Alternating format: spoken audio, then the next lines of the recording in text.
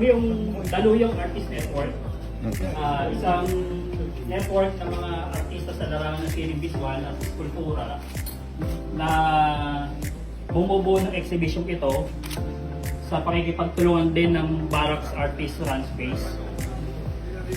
Kami, 10 sa aming mga kasamahan ay inilunsad itong opening ng Enter the Dragon bilang hindi pagunita at pakikisaya sa Chinese New Year na nagaganap ngayon, kundi isang uri ng protest art bilang pagkita, suporta rin sa laban ng mga mangingisda sa kasalukuyang kinakaharap na sigalot tungkol sa agawang teritoryo ng West Philippine Sea. At kami rin mula sa hanay ng Daluyong Artist Network ay aasahan ninyo na palalakihin itong proyekto na ito at magiging tulay din upang makatulong sa pagbibigay ng alternatibong solusyon sa mga problema ng mga isda, dahil ang ilan sa mga porsyento ng kikitain sa mga piyesang nakikita ninyo ay bibigay din sa mga mangingisda upang makatulong sa kanilang economical needs. Tapos asahan din ninyo na magkakaroon kami ng ilang mga pag-ikot sa mga state colleges and universities, maging sa tanggapan ng pamahalaan sa Kongreso at Senado upang ituloy itong mga ganitong serye ng protest art. Nakalakay sa Daluyong Elementary sa Pilipinas, sa Chinese. Parang ginawa ko metaphor na halimaw yung dragon, tapos isang mangingisda na hindi pa rin sumusuko, kaya yung title niya parang hindi tayo pasisipan. Matalakay po siya pagiging matatag ng isang mangingisdang Pilipino sa laban ng agawan ng teritoryo. Sa history naman natin sa Pilipino, hindi nawawala yung mga traitor na mga nakikinabang sa mga mananakop. Ginagay ko yung ahas o yung simbolo ng traitor, binagay ko sa kulay ng China is pure red. Tapos may series ako na ang title ng series is Brutalism.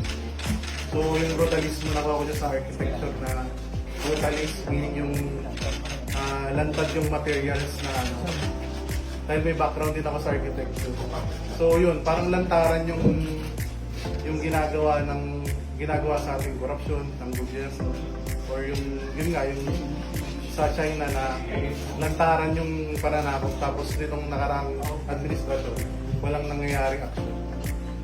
Tapos yung ginamit kong image dun sa mga isda is pinopya ko siya dun sa mga isda na yung kapitan ng barko na sinagasaan ng China.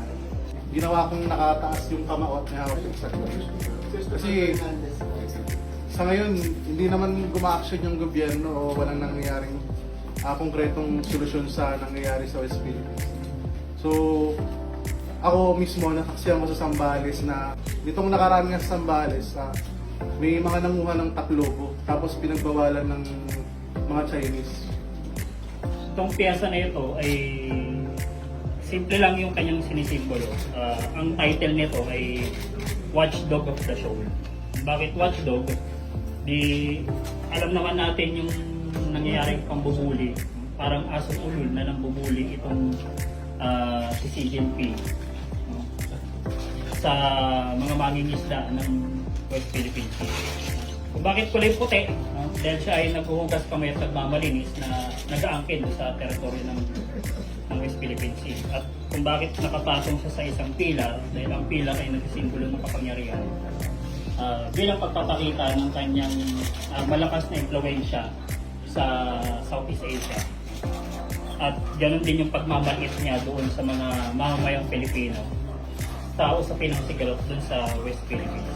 Kaya papasinin natin, isa lang yung bangka na nagsimbolo doon sa mamamayang Pilipino lumalaban.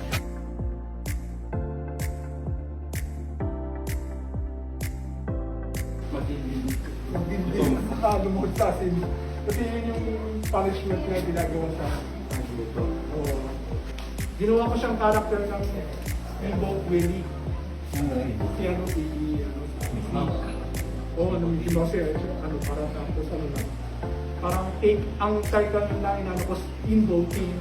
Tapos yung parang niya, yung slang, kumbaga steamboat, farting. So ganun yung niya.